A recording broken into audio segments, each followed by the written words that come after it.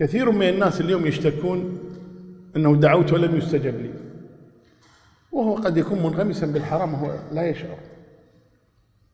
فبعضهم يأكل الربا، وبعضهم يغش الناس، وبعضهم يظلم الناس، وبعضهم يأخذ ما لا حق له، وبعضهم يعمل ولا يتقي الله في عمله.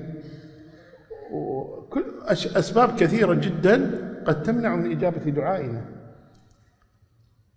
مشاكل الزوجية التي تقع بين الزوجين كثير منها من هذا الباب، بركة الأولاد كثير منها من هذا الباب، يسرق، يغش، يرشي، يرتشي وكذا، تأخذ المال وهي لا تعمل، أو يأخذ المال وهو لا يعمل. كل هذا من إدخال الحرام على أنفسنا وعلى أولادنا، ثم نقول لا يستجاب لنا. طبيعي لا يستجاب لنا، والحديث هذا نص في هذه المسألة. مطعمه حرام، ملبسه حرام، مشربه حرام، غذي بالحرام، أن يستجاب له. فعلى المسلم أن يتقي الله تبارك وتعالى في مطعمه ومشربه وما يصرف به على أولاده. نعم.